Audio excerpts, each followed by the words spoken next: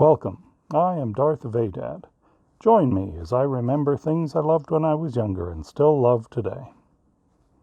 Boba Fett, Bossk, Zachos, Admiral Ackbar, Numb, Emperor Palpatine, and Anakin Skywalker.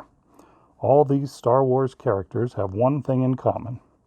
Their Kenner action figures were available as mail-away offers in exchange for proofs of purchase from other action figures. Action figures weren't the only toys you could get from mail-away offers. Kenner's Star Wars figure packaging sometimes had offers for accessories or collectibles. For instance, I had the action figure display arena, which was just 4 pieces of corner-shaped figure stands, plus cardboard picture backgrounds you could slot into the stands. The offer boasted about the different configurations you could combine the stands into, but they really weren't all that special. Then there was the action figure survival kit, which was a set of 12 accessories for your figures based on gear used in The Empire Strikes Back, including spare weapons, gas masks like the ones Han, Leia, and Chewie used while hiding in the asteroid monster, Hoth backpacks, and best of all, an AT-AT grappling hook belt for Luke and a blue pack so he could carry Yoda on his back. Ask any kid who played with their Star Wars figures, and they tell you they lost or broke their accessories pretty regularly. The survival kit was almost a must-have, but even as cool as that was, it was nothing compared to getting action figures to add to your collection.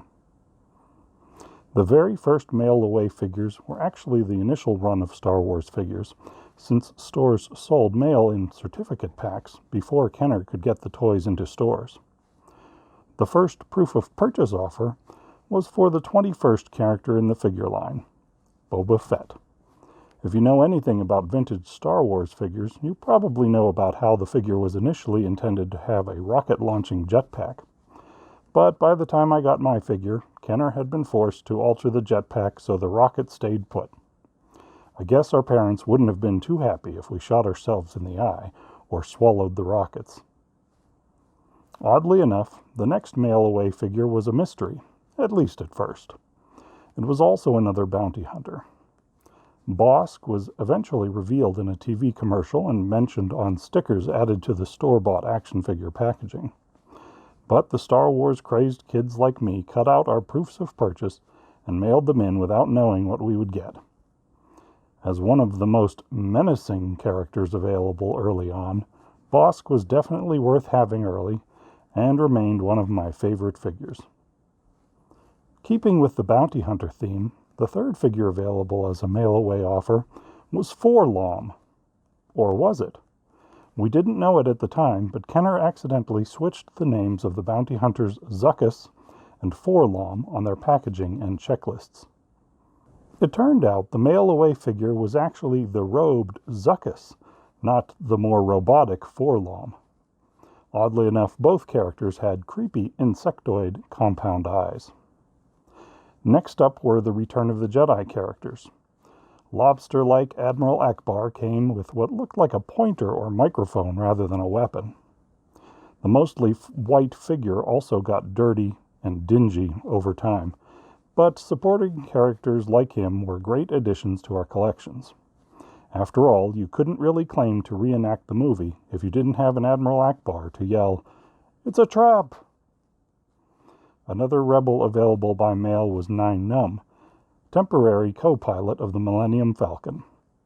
He may have been Lando's right-hand man for the attack on the second Death Star, but to me he was just another cool-looking alien to have in my collection. The last figure I mailed in proofs of purchase for was the ultimate puppet master, the Emperor.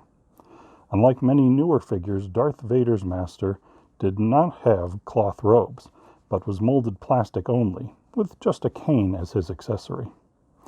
Alas, there was no blue force lightning. But who can complain? After all, I needed someone for my aging Darth Vader figure to throw down the reactor shaft. The last of the early Star Wars mail-in figures was Anakin Skywalker, as he originally appeared alongside Yoda and Obi-Wan Kenobi as a Force ghost, on the forest moon of Endor. I don't think I bothered getting that one, or if I did, the figure wasn't all that memorable at the time.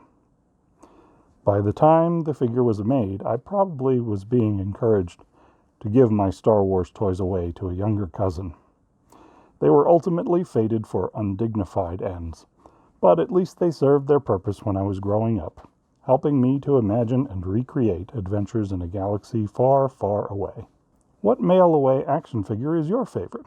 It's probably hard not to choose Boba Fett as the trailblazer, but every time one of those little white boxes showed up in the mail, it was a special day for this Star Wars fan.